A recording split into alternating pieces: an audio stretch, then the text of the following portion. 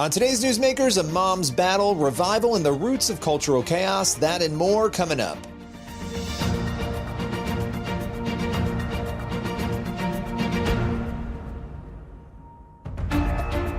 Welcome to Newsmakers, a show where we go behind the headlines each and every week to bring you interviews with pastors, entertainers, politicians, and other notable figures.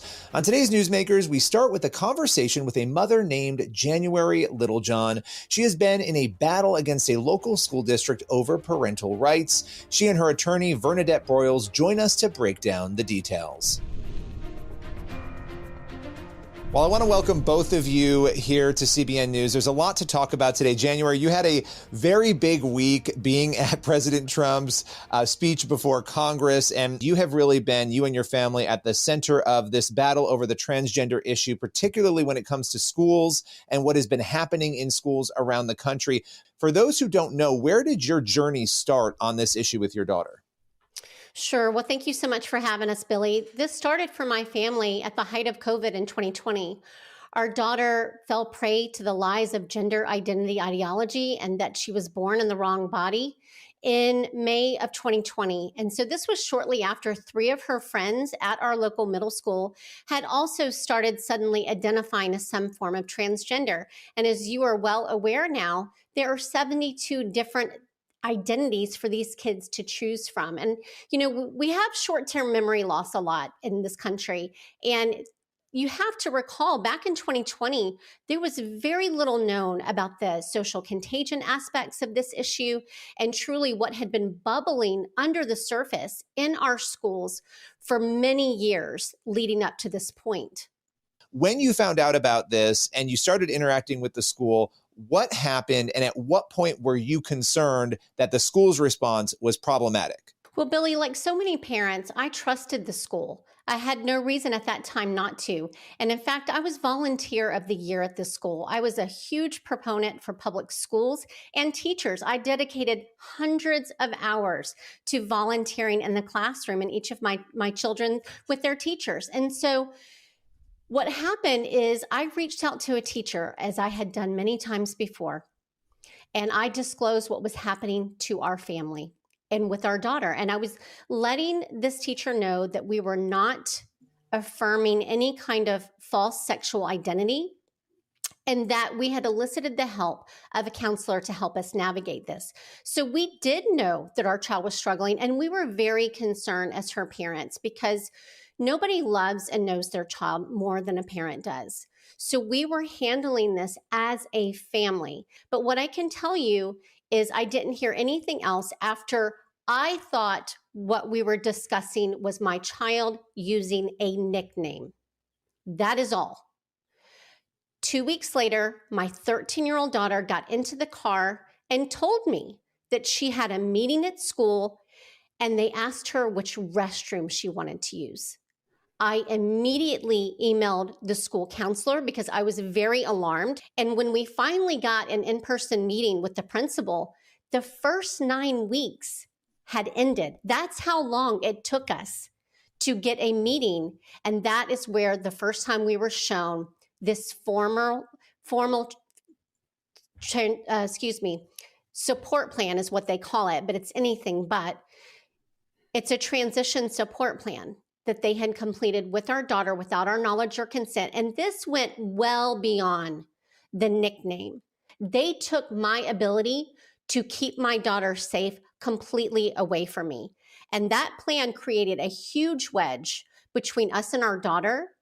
And it sent her a very clear message that not only was our authority no longer wanted or needed, but that she needed to be protected from us, not by us.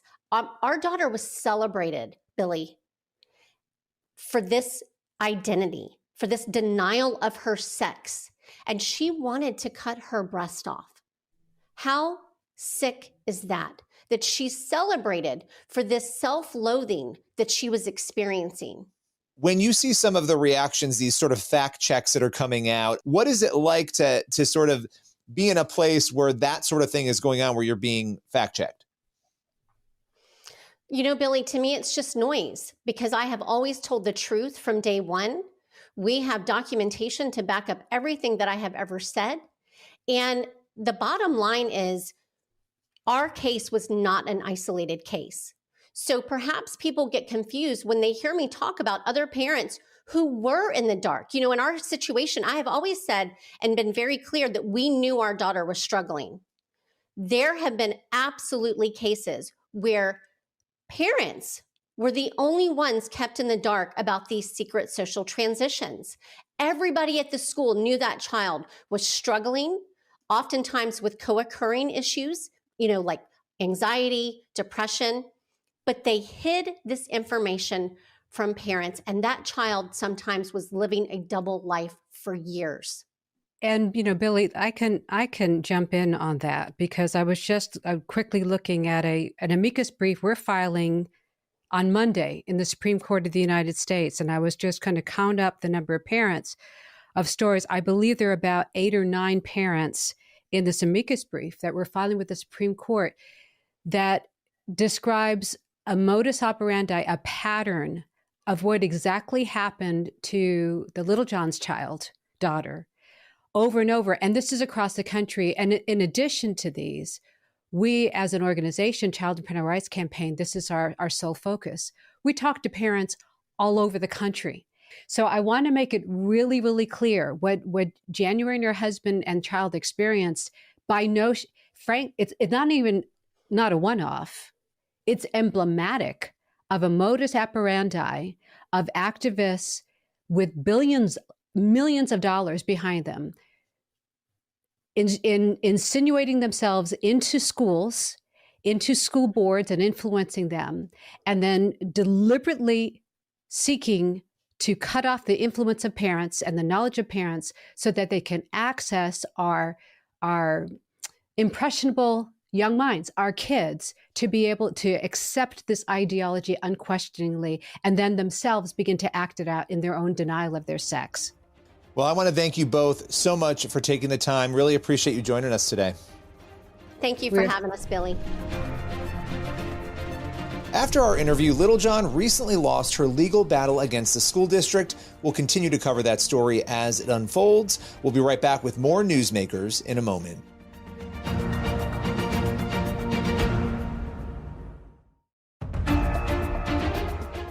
Welcome back to Newsmakers. Next up, author Zach Mearcreeves joins the show to discuss his involvement in the Asbury revival in his new book, Lower, Igniting Spiritual Awakening Through Radical Humility. Let's welcome him here to Newsmakers to share his incredible journey.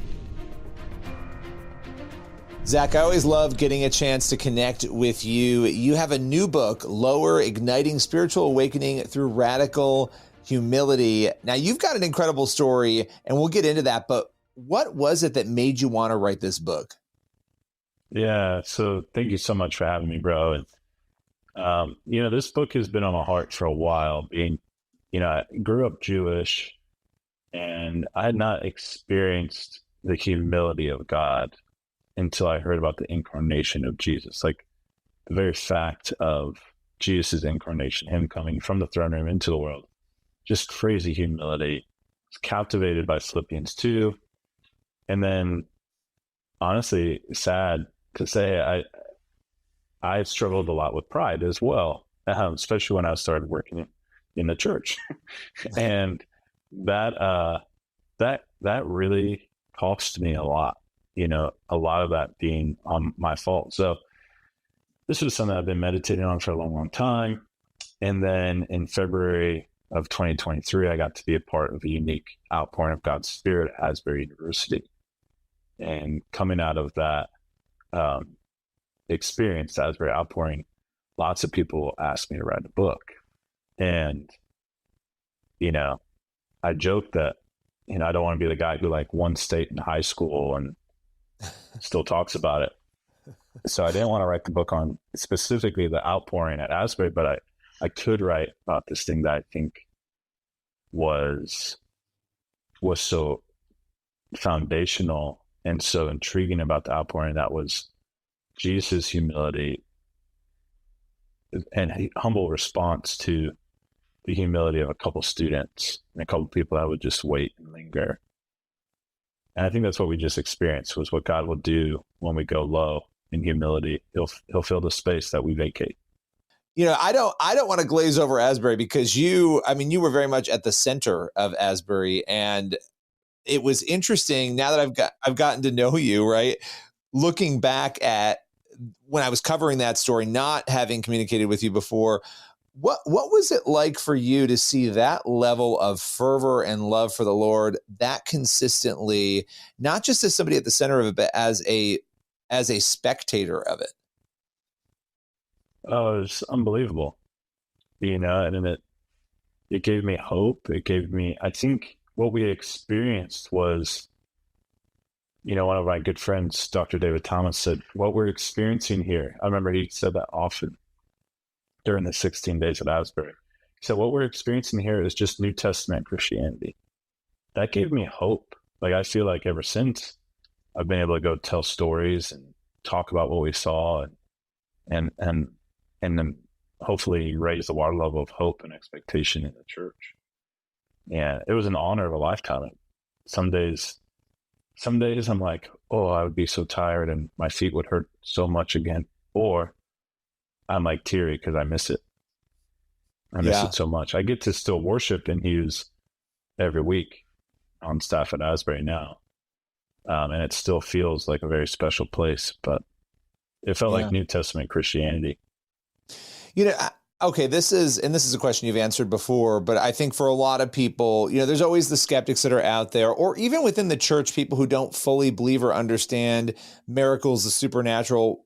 What sort of supernatural, I know this is almost a tricky question because there's different layers of it, but what sort of supernatural did you experience, witness, and see during that time? Yeah. Well, it was really unique because we really wanted to make sure the focus was not on this demonstrative expression of the supernatural. So we had a great team. A guy named Bud Simon led our prayer training. Everyone had to be trained for 3 hours before they could minister at the altar.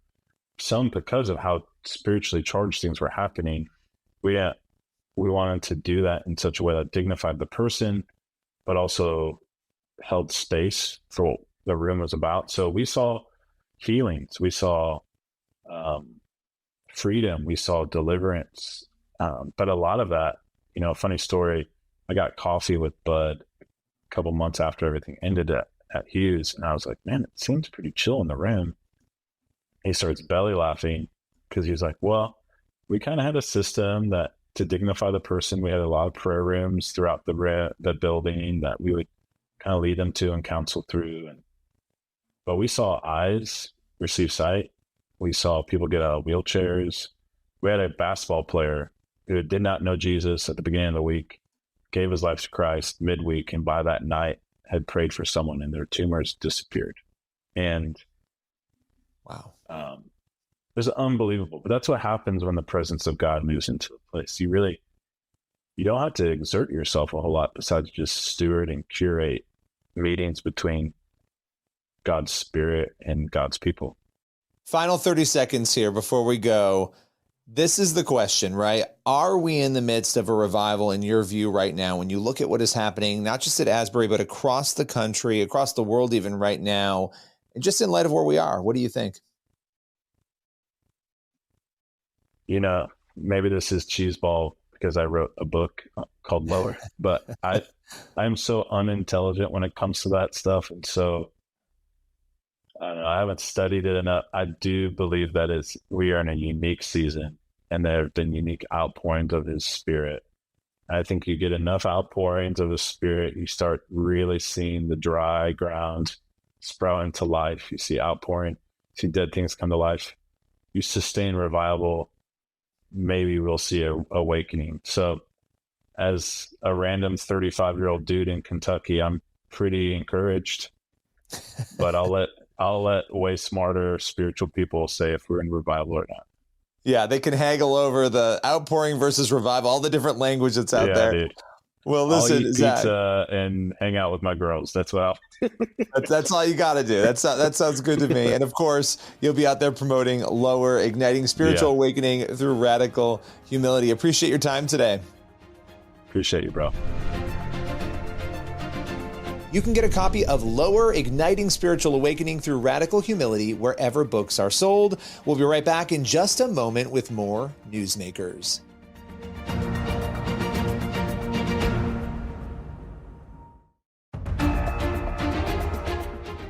Welcome back to Newsmakers on the CBN News Channel. For our final segment, we are sitting down with author Timothy Grogline, whose new book, Stumbling Toward Utopia, tracks how American culture devolved and how we can get things back on track.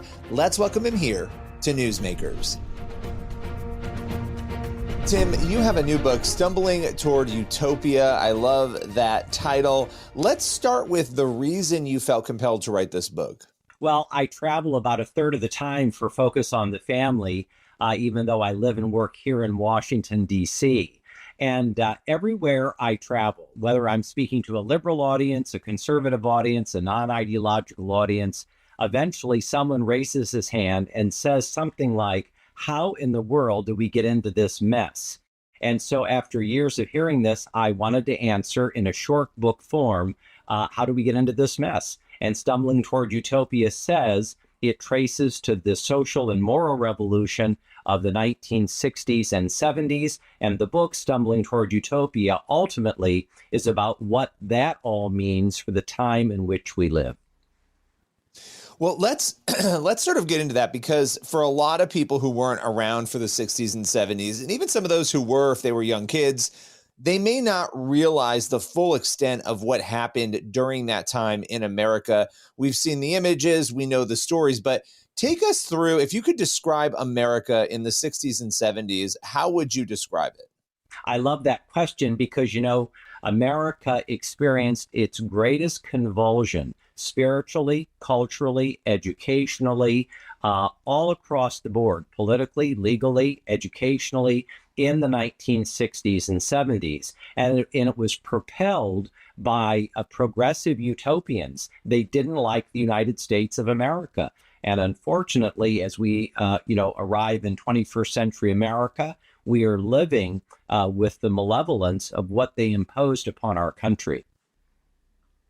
Yeah, it's so interesting because, and you see the campus protests that went on at that time. You see there was so much happening, and there were very legitimate issues too that people were upset about. You had racism, you had things that were going on in the country, but you also had these moments of hope in the midst of that, it felt like. But yet it does seem like if you were to take sort of a timeline and put pinpricks in it of where things started to unravel, the 60s and 70s, to your point, that would be sort of the starting point of this mass unraveling. And then, at least for me, the last 5 to 10 years, it feels like that snowball has just been enormous and going down the hill faster and faster and getting larger. Would that be accurate in terms of just the trajectory of this change? I think you're absolutely on target. It seems to me that we need to understand in many of our major institutions why and what happened to cause this combination of a tsunami and an earthquake. And in Stumbling Toward Utopia, what I demonstrate is that it was essentially a handful of very powerful, influential people, all well-funded, who were able to use this matrix of very bad ideas to fundamentally change the country. And it seems to me if we're going to have restoration and renewal, and in Stumbling Toward Utopia, I definitively say we're going to have it, we need to understand, as you say, where we came from so that we can know where we are going. And that, to me, genuinely is the root of my optimism. Yeah, I mean, it is pretty remarkable when we go back, just as we come to a closer, we go back to the beginning of the conversation, the 1960s and 1970s, we look at the breakdown of the family, the chaos that's unfolded, and there are people who are looking at all of this and they're saying, this is a good thing. Look at how we've grown. And for the rest of us, we're like, what are you talking about? And a lot of this is spiritual, right? I mean, a lot of it is a spiritual blindness, but that goes back to the intention, right? I mean, do you believe that these people who wanted these things in the 1960s and 1970s, do you think they would take it further than they've been able to? Do you think they feel they've arrived at what they wanted with the current state of the family? I'm curious about how you think they would view our current standing.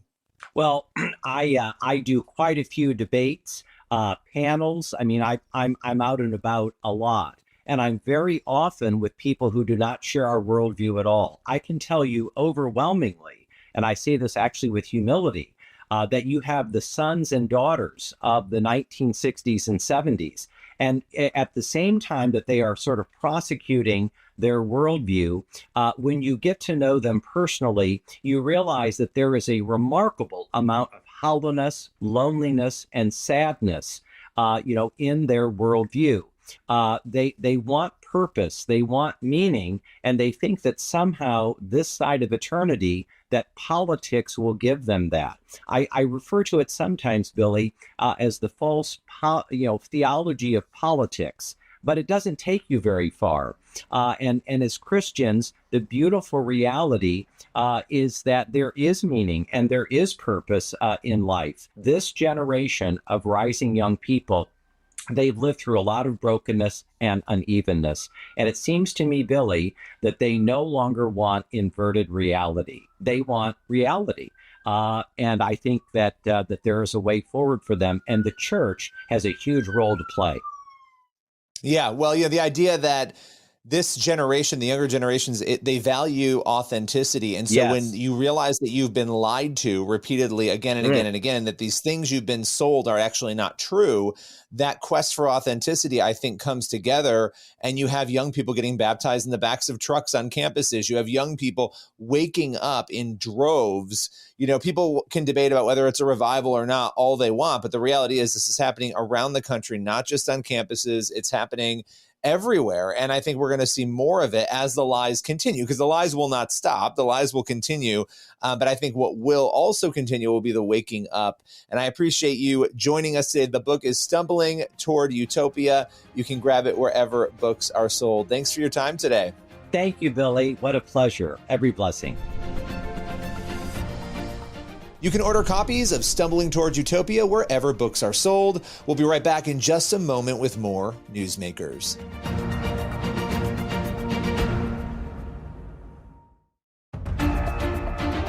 That's all for Newsmakers. Thank you for watching, and be sure to head on over to the CBN News YouTube channel for the full interviews you saw on today's episode. Also, be sure to check out our new documentary, Investigating the Supernatural Miracles. You can stream that or grab the DVD at cbn.com/supernatural. We'll see you next week.